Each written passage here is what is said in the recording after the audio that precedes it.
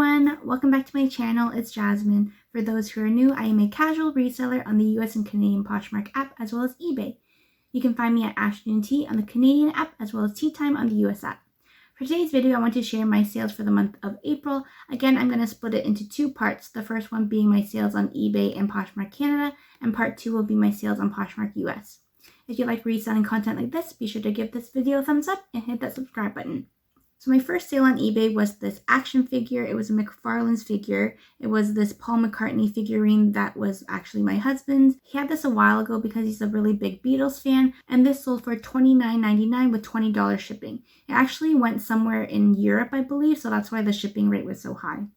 My next sale on eBay was this Blankets and Beyond elephant security blanket. This exact security blanket is the one that my son uses, and we had bought two extra ones on eBay just in case we had lost the one that he currently uses. Funny story, because he can actually tell the difference between the two.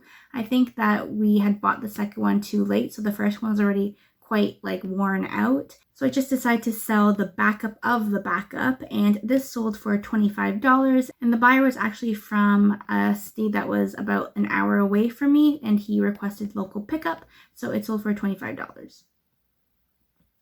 My next sale on eBay was this H&M and Kangol collaboration piece. This was like an oversized a shacket, and this sold for $75 with $19 shipping. It was quite heavy, so that's why the shipping rate was so high. This item went to the States, and I actually had to pay an extra $2 for the shipping because the package was so heavy.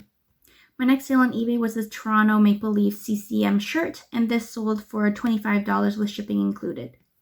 And my last sale on eBay was this Molson Canadian I'm Canadian shirt, and this sold for $30 including shipping.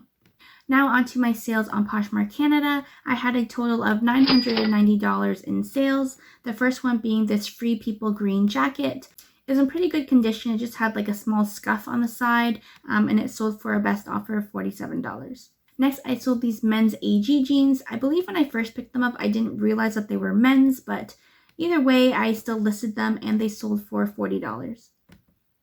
Next, I sold this bundle. It was a bundle of two Lululemon tanks, and they're both in size 10. The first one being this No Limits tank, and the second one being this Black Minna tank, and they sold for a bundle of $55.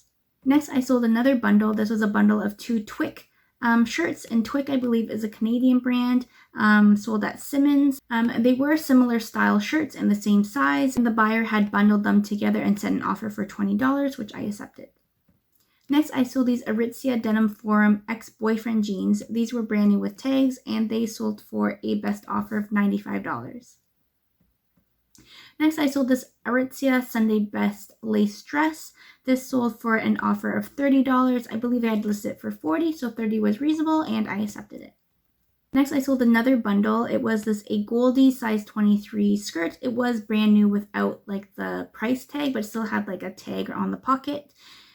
These diesel jeans, which were new with tags, and this Aritzia Tallulah skirt. I forget what the bundle came up to, but I sent an offer for $120 or $125, and the buyer had countered to $115, which I accepted.